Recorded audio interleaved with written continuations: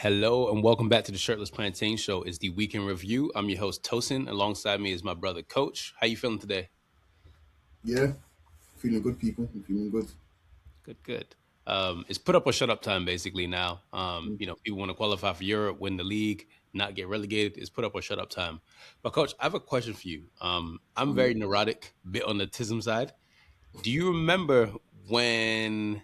Do you remember when Nike had the Champions League balls? Or am I that old? Do you know what's so funny? You're the one that actually months ago. You're the one that actually reminded me that Nike had Champions League balls because I was like, oh shit, they did. And I think the game that I remember it for Hmm. was the final in '97. I want to say, and maybe even '99 as well. Actually, That's why I where remember it for.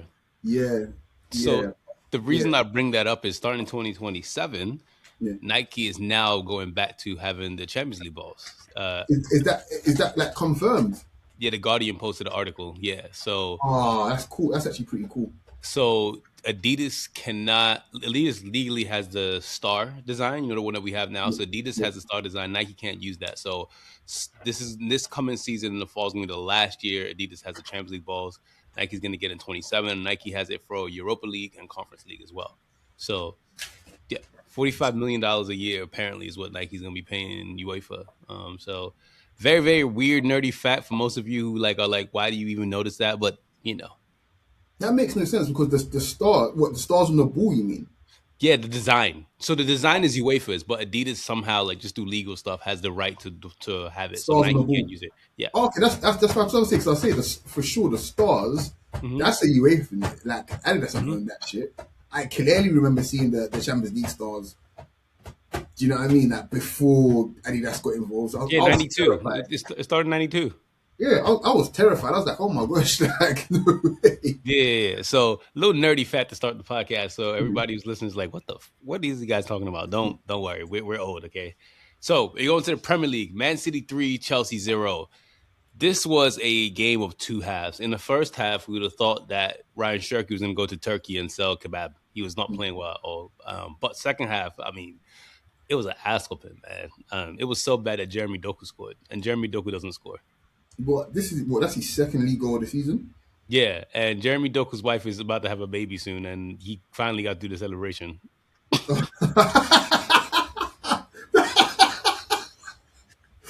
Oh shit! Oh shit! Oh, fair enough. Um, But yeah, yeah, I think if I remember correctly, he has less than 10 league goals in the last 3 years. That's pretty scary for the wrong reasons.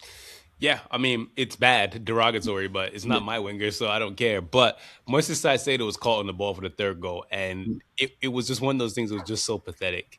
Chelsea would just, they had no ideas. Cole Palmer looked like he didn't know what he was. It was just pathetic. There was nothing good to talk about from a Chelsea perspective. But from City, I think the biggest thing you can take away is that when Shirky's on, mm, nobody's better than that guy in that team, man. Like Shirky had this one pass just behind, like no look to Mark Gahey for the second goal, and I was just like, that's disgusting, man. This yeah. guy is, and the worst part about Shirky is that, like, as great as he is, he's not gonna start for France.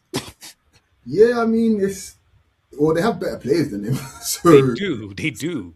there's not like it's not like it's some crime against humanity. I mean, with Hmm. all due respect, who who are they going like? He's not going to. And I think he's not going to play in midfield for them. Like he shouldn't play in midfield for them as well. In my opinion, he's got to play in the front line, right or left. But at least he's better than them, quite Dem clearly to me. Dembele's Dembele. better than him, quite clearly. Do you know what I mean? So where is he going to play? So yeah, it's let him come off the bench. Do you know what I mean? Yeah, It's not going to do France any harm if they can bring a fresh Shirky off the bench. Do you know what I mean? But if France game of your life World Cup final, no, he's not in the first team for me. So yeah. yeah. So, I mean, I would say who's Chelsea gonna replace? What's it called with? Massinian. Yeah, they're probably end up getting Gary O'Neill because they're just weird. So. Oh, from Strasbourg because he's at Strasbourg now. To be honest, Chelsea are in a weird position to a lot of their fans. Um, pardon me, sorry. To a lot of their fans, they're thinking this isn't the Chelsea that I grew up on. But No, this is Chelsea I grew up on, my nigga. So yeah, yeah, this is where you belong. And if they don't make Champions League, it's pretty scary for them because they can't. I don't know if they can sell another hotel jobs. I don't know if have they got another women's team they can sell to themselves. Can they? I don't know. Like, Who boy, knows? I don't know, man. All I know is if they don't make Champions League, yeah, it's scary. They're quite literally going to one of those guys on those 8-year contracts is going to literally need to go fetch them some money because those record losses that they posted like a month ago upon everything else. Yeah, the fact that the new state, I don't know what's happening with their new stadium, apparent new stadium kind of thing. They're going to need to figure this shit out fast. Um, Immediately. yeah, and I really, really wish them the worst. So yeah. Amen. Arsenal lost to Bournemouth 2-1, back to back losses, and Arsenal's completely lost their minds fan base wise. Guys, take a second, take a beat, go listen to Arsenal edition with Coach Mitch and Gabby. It's out right now. Please go listen to that. I have nothing to opine on. I already told Arsenal fans how I feel last week. Mhm, I will say one thing that there is a big generational gap on social media, which I've noticed. And mhm, I hate to sound like the old uncle in the club, but it's like it's a lot of newer Arsenal fans, like lot of newer football fans who their currency is shitty banter. mhm. And I think you have to love your club more than you love getting bantered. I think that's really what I have to say is that like, yeah, you're gonna A get it, wonderful you point, know? man. That's a serious. I love you, bro. I love you, Yeah, man. and I love you too. But it's I have people who I've met in New York and met in random places ask me, "Oh, you're a United fan?" They were like, "Oh, your team sucks." I'm like, "Bro, I've been a fan of United since I was 5 years old. It's never gonna change. My love for United is just as much as my love for my family. It is what it is. I think that football is a spiritual thing to a lot of us. Mhm. Some people they're getting new to the game or whatever, but you guys have to take a beat, man. Like it sucks to lose. Like I'm not gonna sit here and like pretend like what happened on Saturday when you guys play was fun. I know it must be frustrating as hell, but yo, you gotta realize you gotta take your L's because guess what? You win the league, give it back to everybody who gave it to you. That's all I can say. But Mhm. coach, the floor is yours. Um, I don't know if I have anything else to add to yesterday. I think yesterday, it's funny, the reaction, I appreciate everyone that listened and tuned in and interacted. The reaction to it has been quite mixed. Some people have called me condescending. I'm sorry you feel that way, unfortunately. I don't know how to talk about football other than the way I talk about football now. It's just how I've always been. Um, some people have like enjoyed the back and forth and stuff. I don't particularly feel like there was a back and forth there. It's just Gabby has opinions and feels the way that she feels. I have opinions and feel the way that I feel, kind of thing. And the pods are always the same format, kind of thing. Usually, like Gabby's a lot more eccentric, and I'm more sort of I'm coach basically. I'm just who I am. But I say all that to say that referring to what you say about generational gaps, kind of thing. I feel like this is a perfect example of it, kind of thing. Banter is going to always be part of football, kind of thing. But I feel as if the analysis of football has become sort of diluted with the with the pretense of okay, yeah, I've got to get a dig in here. Doesn't matter who the target is. It could be my own fan base. It could be somebody else. Oh, you like this player? This player played shit. What you saying now? Oh, you like the coach? Oh, look at these tactics. Oh, what you saying now? Kind of thing. It's just like the banter has no target now. There's no aim. It's just I need to make myself feel better in this moment, and I don't care who it is, kind of thing. Even if the person is a fan of my own team, kind of thing. They're not saying what I want to hear. I don't get what I hear. So there you go. Let's have it, kind of thing. And I'm just like, that's weird, but okay. It's football in 2026. I don't do that kind of thing, and I'm not really involved. And a lot of the people, you know, on this pod that involved, I don't particularly feel like we're like that as well, kind of thing. Um, but again, it's clearly a generational gap. Like this is what the apparently discourse is now online. Um, and it's just weird that every time there's an Arsenal loss in particular, that always an existential sort of crisis that needs to happen and all of that. And it's just it's tiring. It's really tiring. On the game yesterday, though, it sucked. It sucked really bad, and Arsenal were terrible for all intents and purposes. We were terrible, and Arteta has his work cut out for the rest of the season for sure. Yeah. But yeah, all the nuance analysis is in the pod, so guys, go enjoy that shit. But I love you, even if you do think I'm condescending. I do have a take on Bournemouth. I really love Alex Scott. I think he's an incredible football player. I would love him. He was amazing yesterday. I think I've seen this. That's the second time I've seen him live this season, right? Mhm. And yeah, man, he's got it, man. Yeah. He's actually got it. He's a wonderful footballer, man. Seriously, that. And it always strikes me when a player comes to the Emirates kind of thing, especially when they're when they're not from one of the traditionally bigger teams, and Mhm. they stick out look like a sore thumb, but for a Mhm. good reason. Yeah. Um, yeah, he's got it. I was really impressed with him, man. So yeah, shout out to him. Good for And him. my last take, Coach. It's gonna sound crazy. One of my favorite strikers of all time is Jermaine Defoe, and Krupi reminds me of him in a weird way. A bit.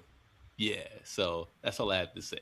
Mm. We're gonna speed run through some of these. Brentford Everton was 2-2. Keenan Dewsbury Hall, was it Dewsbury Hall? Yeah, I think it Yeah. was him. He got the win. He got the equalizer in the second in the 91st, 92nd minute, somewhere around that. So good for Everton, just fighting. Burnley lost to Brighton 2-0. Weaver scored a brace. Burnley's going down. It is what it is. Liverpool, they beat Fulham 2-0. Rio, that kid is very much like that. Rio's finish. Mm. Yeah. Yeah. And England's got three young players that everyone knows: Max Dowman, Rio, and JJ Gabriel. I Yeah, think those three are I've got some stuff to tell you off fair about JJ. To be fair, from okay. what I heard from someone that I know that's quite close to the situation. But yeah, that boy is nuts. JJ is absolutely mental, man. Absolutely mental. Yeah, I mean, United are already leaking that they're going to play him next season because he's just that Yeah, good. So yeah, yeah, he's absolutely yeah. crazy. But back to the Arnold Schluck conversation we had last week. I saw a Liverpool fan melt down last week saying that this is the worst Liverpool side we've ever seen. I'm like, but this is the generational gap I'm talking about, right? Where it's like 2010, 2011 Liverpool was one of the worst football teams you've ever seen in your life. Kenny Dalglish team. And it's like, yes, it sucks that Liverpool are not doing well and like they're struggling. They're still the champions, bro. You guys are champions. Yeah, You yeah. guys are also still in Europe in Champions League.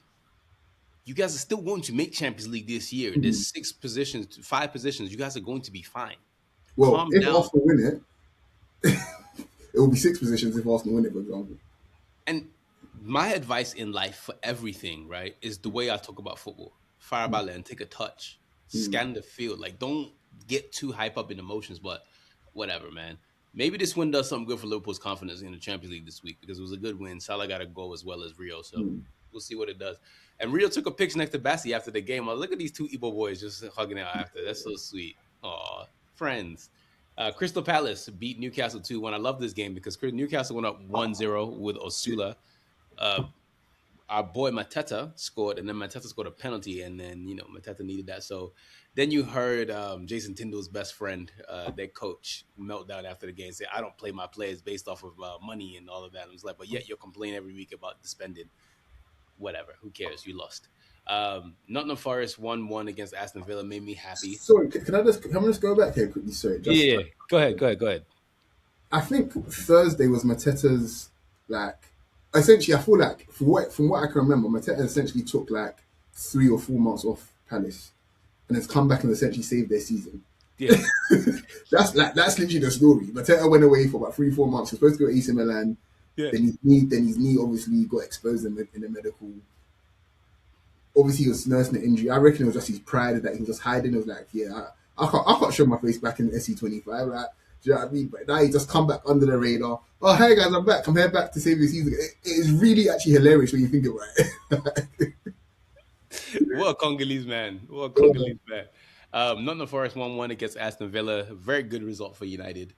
And the last game, because United plays against Leeds tomorrow, Sunderland 1, Tottenham 0. Let me tell you something. You remember in the movies in the 90s, the black movies, when you could tell someone's going to get shot and the saxophone Yeah, gets loud? boys know hood, bro. The saxophones are getting real loud. Like, Ricky! That's how I feel Nah, about Tottenham right now. Tottenham get relegated. Yeah. Oh my, that in itself deserves its own parade. Like that actually deserves its own Hey, parade. listen, I'm coming home. I'm coming home. I don't care how. I'm Broski, coming like home. Tottenham getting relegated. Yeah. Oh my gosh. And I think I would actually physically run to LA to go and slap Son in his face. That's what I would do. Like, if someone were to get rid of Darren Endington, I'm coming to find you. oh my gosh, I used to get old school. Yeah, but no, it is. That was one of the most pathetic sides I've seen in my life. Like they, in the first half, Romero crying on the pitch like a bitch ass. Oh gosh, what a wonderful. three out of their four back line got a yellow card in the first half. Um, and every time I watch Van de Ven play, I can't stop thinking about what Scorcher said about the way he plays football. Because it's so true. But yeah, they're really really bad side, bro. And it doesn't get easier because if you look at Tottenham's like next couple of games, they could be relegated before the Don't they season still have ends. Everton to play?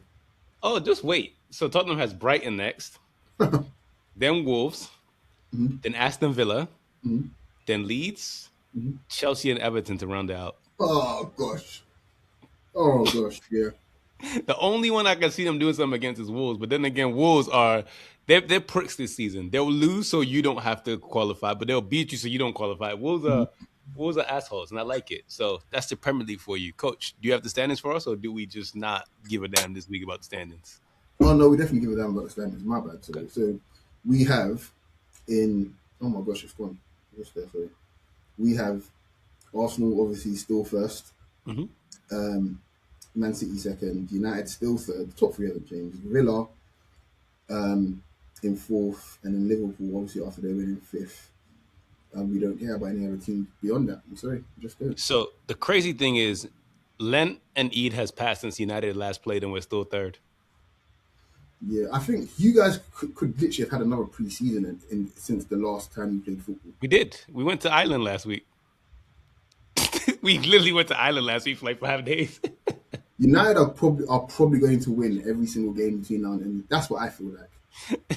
I can't stress you guys how much of an advantage. It's always been that way. Hence the reason why Juventus in the '90s, there was something special about them. When you have that physical edge, you can just run for 120 minutes. You don't. Your style of football will overpower anybody else because you're able to execute it. If the average like amount of sprints one team completes is like I don't know 90 or 100, and you're able to complete 120, that does Mhm. a lot for your team. So yeah, United are going to be in. I foresee United to be in tip top form between now and the end of the season. That they're going to be running Leeds, teams over. Leeds are also missing a lot of players tomorrow. Mm. Yeah, They you're are gonna. missing, huh? It's at Old Trafford, isn't it? Oh yeah, because you drew 1-1 or was it 2-2 at Ellen Road? Yeah. So Yeah. Anton Stack is out. Oh yeah, game over. Joe Rodon's out. Game over. Dan James is out.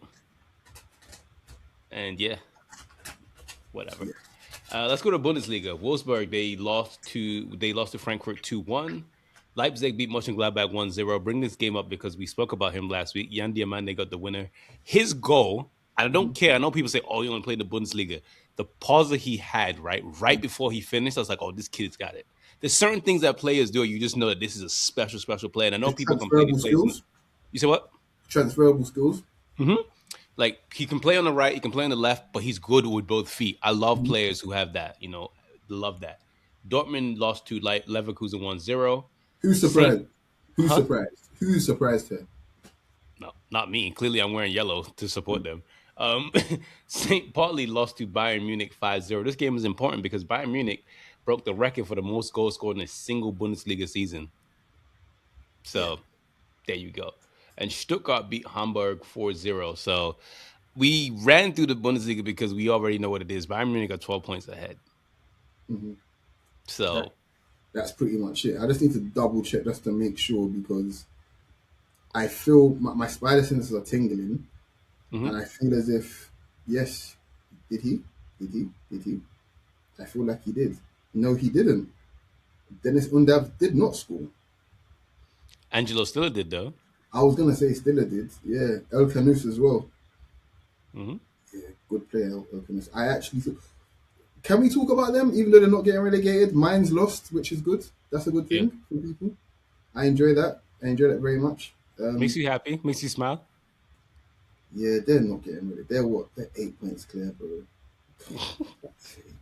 we'll get them next year. There's always next year, bro.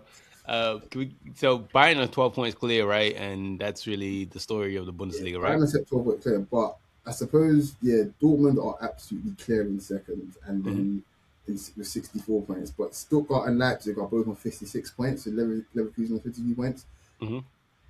Leverkusen may be able to catch one of them. I want to say, um, yeah, but since we beat them, they've been in quite quick crap form. But yeah, let's see how it goes. Over in La Liga, they're doing throwback season in La Liga where they're wearing their old kits and doing the old thing. La Liga's trying to do anything to get a little bit of money, so bless Mm, their hearts. The one player who looked like an actual throwback player is Hector Bellerin. You should have seen his getup before the game. Hector mm. Bellerin looked like he came straight from the '80s. Like he looked like he was playing with Maradona and Gazzaniga back then. That's what he looked like. Real Madrid drew to Girona 1-1. Their season is flaming out badly. It's Uh, fact. I actually think they're done now, man. Yeah. yeah, they're missing a six badly. And what I said when it happened back then, I don't think Camavinga was ready for this move, and Mm, Camavinga needs to leave.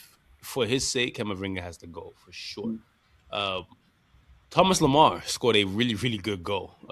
So rare Thomas Lamar sighting. Thierry Henry does. Did him and Mbappe embrace after the game?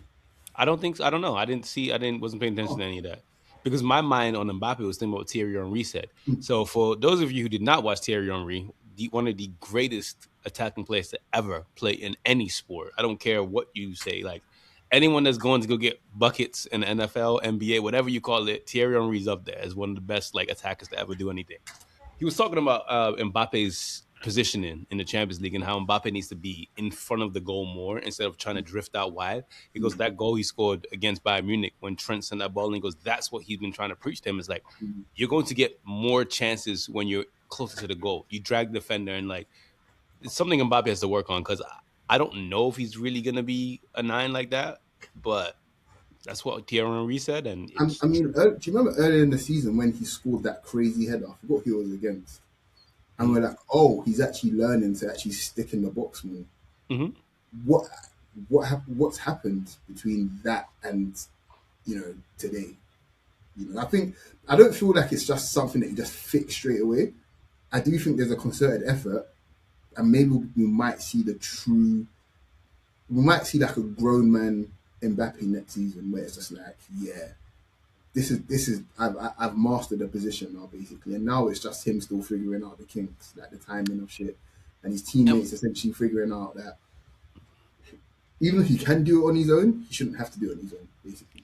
So, one thing that frustrates me is the way people talk about Mbappe, right? mm, People talk about Mbappe like this is not one of the greatest players to play in our sports history. Like they talk about this guy like as if he hasn't been batting up the league since he was like 16, 17 years old. Like I get he hasn't won PSG. I get he hasn't won anything with Real Madrid of like, status. The guy is literally 3 or 4 goals away from having the most goals ever in the men's World Cup history. Like, let's take a touch and let's relax, please. mm, Let's have some reverence. This guy's younger than 20 years old. Is about to be France's top goal scorer of all time. Like, let's have some respect, please. mm, Barcelona beat Espanyol 4-1 in the Catalan derby. Good ass whooping. Lamine Yamal is very much like that. We know that week in and week out. Rashford's finish was really, really fun. So mm. shout out to Marcus Rashford. Really good Yeah, finish. I feel like he owed Barcelona a goal after what Yeah. happened on Wednesday, bro. Yeah, Like, he what did. the fuck He was did. all of that, bro? He did. He did. He did everything right but score last week. Some of the finish, there was one chance he had where you've cut in on your on your right foot. You're literally maybe about 4 yards from the penalty spot, Hmm. perfect prime Rashford position. You've Hmm. hit it right at the goalkeeper. Blew my mind, honestly. Yeah, and Yamal scored in the 87th minute. Fran Torres had a brace. Juan Garcia like took his own defender out in this game. It was the funniest thing. They like basically pushed him into the defender. I was like, dude, Yeah. this guy's sick.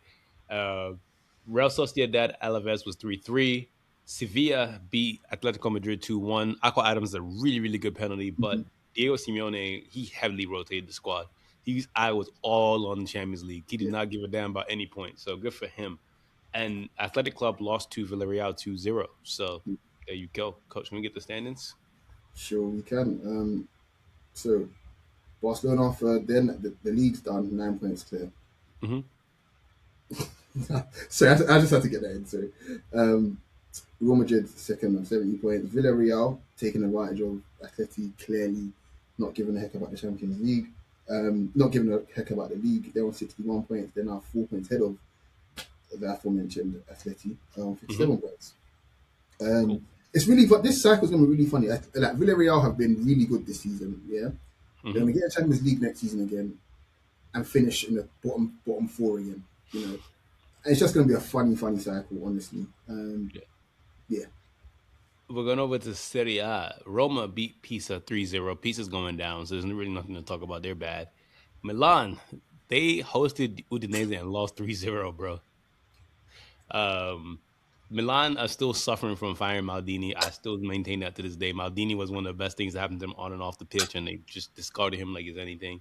Fair yeah, play to Udinese, and last but not least, Rafael Leao was booed when he got subbed off.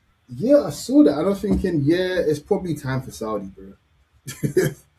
Yeah, like I don't know who takes a chance on him. Who realistically takes a chance on him? I will say United, but United fans will not. After what we dealt with Rashford, I don't think United are that stupid, honestly. Like this is what is he?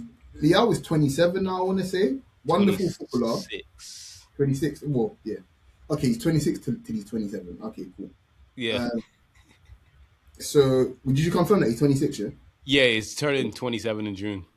Okay, cool. So he'll start next season, 27 years old. Um, this is essentially whoever, if he was to leave, this is going to be a massive contract. This is going to be his last chance, big contract. Um, who takes that chance seriously?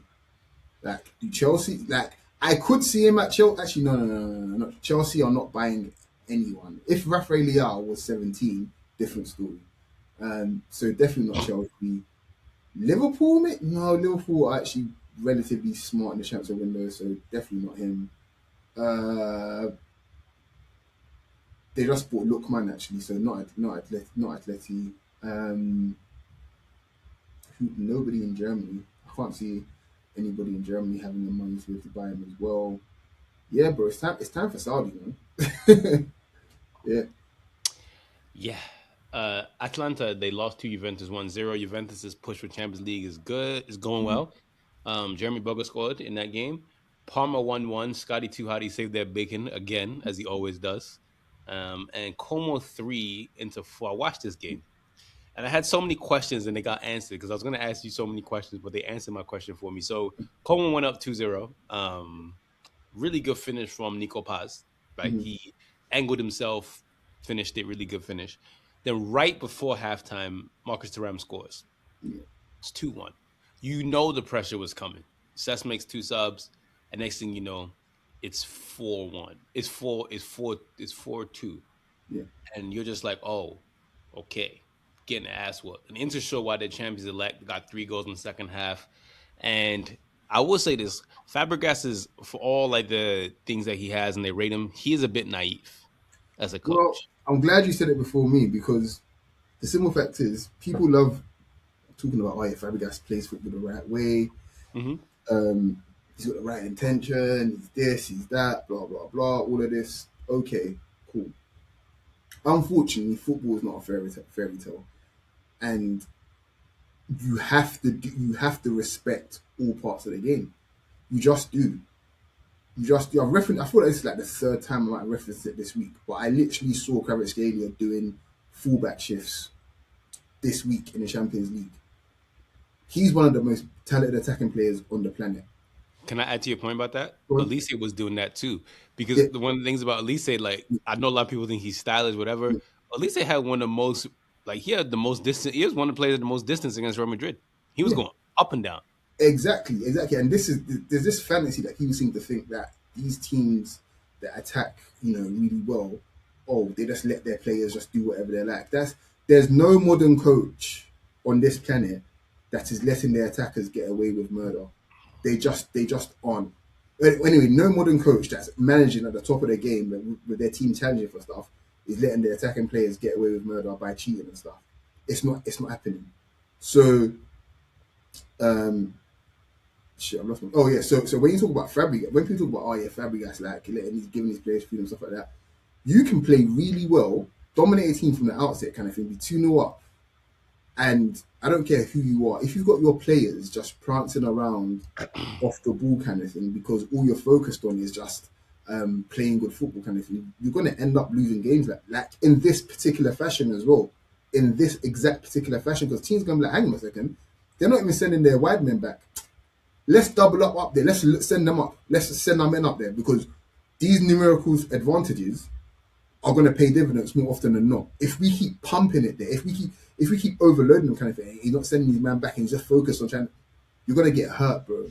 You're going to get hurt. That's just the bottom line. So, all the best all the best coaches in the world, point blank, period. Everybody's involved off the ball. Everyone. If it means someone like Cavastalia covering Nuno Mendes while Nuno Mendes is pulled out of position and he's literally there near the corner flag trying to defend, so be it. That's how you win football matches. So, It is what it is. It's called balance in mm, everything in this life. Coach, let's get the standings in Serie A. sure. Look, I actually thought this might have been a title race this year. We've got on record. I'm pretty sure Dean was on the problem talking about it. And Dean was like, yeah, football's simple, man. Everyone's going to try to compete and Inter going to win the league. I was like, oh, I don't know. And then he turned out to be right. Inter, 75 points in first. Napoli, 66 points. Milan on 63 in third. Juve, unfortunately, on 60 points. Como on 58 points in fifth, of a good measure. Roma on 57 points in sixth place. So we're going over to France and League On. It is not good news for a lot of these teams, but Lyon beat Lorient 2-0. Paris FC beat Monaco 4-1. And I'm going to tell you some of the players who scored for Paris FC. Some names, boy. Mm-hmm. Jonathan Conde got a brace. Mm-hmm. Chiro Mobile scored. Aluka Kolesho scored as well. Immobile's back. Didn't Immobile go? Didn't he go to like America or Saudi? Immobile. I don't know where he went, but he's in Italy now. He's in France now. That's mental. You know Mutanesi, who played for Wolves? Yep. Starts for Paris FC. And Moses Simon plays for them as well. So they got a bunch of dudes. Kevin Trapp's in goal for them. They just got a Well, bunch of guys. Uh-huh. Kevin Trapp deserves a Champions League medal from PSG because he was there in the depths with PSG. Like Kevin Trapp, they need to call him up and say you got one for you as well because he was there, bro. He was in the dirt with them. Yeah. Folarin Balogun scored again. I think this is 7th or 8th game in a row with a goal. And some good news for the rest of football. Paul Pogba played. So Good for him, man. Good for yeah. him is what I'll say because Him and Neymar, it's time to learn jazz. basically, Marseille beat Metz 3-1. Ram beat Angers 2-1. And Lille beat Toulouse 4-0. PSG didn't play this weekend because PSG runs the league and they don't feel like playing. So there you go. So can we get the standings? indeed we can. Look, I saw someone last week actually. Hmm. Was it last week actually? Was it the week before? Anyway, they were complaining about PSG, people getting onto PSG about rearranging games because they've done it before. And I've noticed years and years back. I remember seeing Monaco, not even just Monaco, but I remember Monaco playing on a game on a Friday in particular because they had Champions League the next week. I was like, oh, that's cool that the league are like helping them out. It is what it is, but that was then, right? And this is now. And PSG actively having a vested interest in the broadcast rights and everything else, it becomes a little bit more sort of unclear. Well, the motives become a little bit more unclear when stuff like this happens. Um, and it still doesn't sit right with me. Like PSG are clearly the best team in France.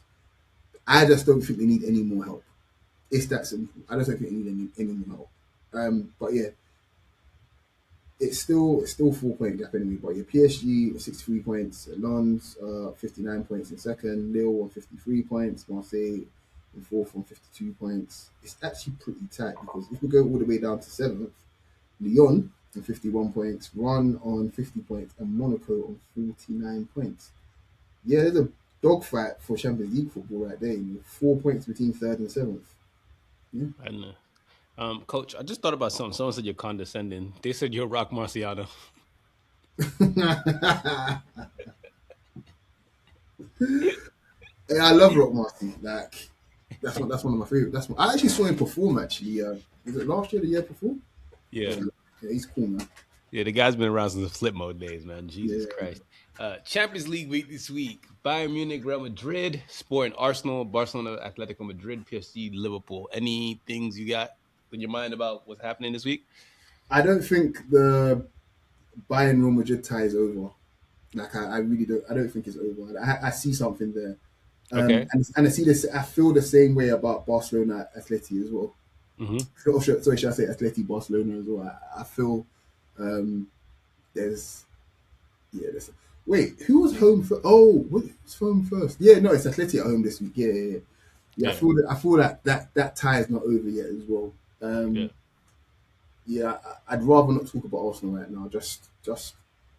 Just win that game, innit? PSG Liverpool. Should I say Liverpool PSG? Yeah, if Liverpool score early, if they score early, if you know, stranger things in football has happened. The only thing is that there was a. It's really hard as a Liverpool fan to watch last week and see the absolute clear difference in quality on and off the ball, Hmm. and think you have a chance. But it's Anfield and PSG are great, but they're not perfect. So who knows? Take your chances. Yeah. We got some winners and losers for you, coach. You got your winners? Um, I suppose, but you can go first. My first winner, you're gonna love this. Jack Wilshere. He won his first trophy with Luton Town. The paint trophy. No, it's one of the EFL trophies, but he won his first trophy with them. Okay. Yeah, Okay. so shout out to Jack Wilshere. Marie Louise Etta, she became the first female coach in the Bundesliga. So please, big shout out to her. We love that. And all of you sexist, misogynist pigs who are talking about this, a lot of the women coaches and a lot of the coaches in women's football are men. So this is a beautiful thing to see. Mm. And congrats to her. She's highly rated. They love her over there in Germany. So congrats to her. She's going to be the coach until June. Hopefully she gets the job a little bit longer. She gets to get extended. So there's that. We love to see more people doing things like that in the sport. And last but not least, my last one is Ryan Shirky because he's a keeper of the flame and he reminds me of what football is all about, which is taking the piss and having fun. So shout out to Ryan Shirky. He's really mannerless though. Like he actually needs some home training. Like He all jokes, has he actually needs home training. Like it's a bad look to be essentially be a grown man. You just got no, you've got no brought ups. You've got no etiquette. Like, he needs it. Like for real. bro, the fact that he put on Hugo Katike's kit He's on mannerless. Like that, you've got no home training, bro. um, Yo, do you have any winners? yeah, Cook, man. I was really impressed, man. Okay. Um, Lewis Cook. yeah, man. Serious footballer. West Ham, obviously. Um, yeah, it is what it is, man. And it's going to be Prem centric because that's pretty much what I managed to watch this weekend for the most part. Mateta, I think Mateta is just, yeah, it's really funny what he's Yeah. done. The fact that he's just been away and then just come back. Okay. Losers, Spurs, obviously, because they're always losers. Real Madrid, I don't know, man. It's spooky, man. Like I would have thought that Mbappe signing within his first 2 years, he would have won a La Liga title, but it's not looking that way, unfortunately. Um, and my final loser, I want to kick him while he's down, but it's too easy because Como are not expected to beat Inter anyway. Fuck it, I'm gonna do it anyway. Yeah, Como and Fabregas. Fabregas, you can get fucked, bro. My losers are Tottenham for just because you're about to get relegated. Give us that stadium. Put that stadium in Manchester where it belongs. Um, my last, this one is going to make you laugh. Okay, there's an Argentine by the name of Emiliano Endrizzi. The reason why I put him on there is because he's a defender. He plays for a Argentine team, Atletico Gimnasia, right? He was on the plane, right? And he shouted bomb and they had to kick him off the plane. Okay, that's funny. That is funny. Yeah. So they removed him in handcuffs off the plane and he's suspended for the next game. That is funny. And last but not least, my last news is Tyson Fury, just because you just always talk shit and you're so annoying and fat. Like, shut up. He's a clown ass man. And I hope Anthony Joshua punches you up, man. I really do. I So don't think that's happening, unfortunately. yeah, so those are my losers. So there you go. I can't believe the guy shot a bomb on the plane. Can you No, imagine? that is fucking funny. I can't even lie. That is actually quite funny, man. In 2026. Yeah, yeah. So yeah, coach, you got anything else before we head out of here? Um, peace. I'm just excited that United are back. That's how I feel. It's been way too long. I missed them. I actually missed those guys so much. So that's all I got.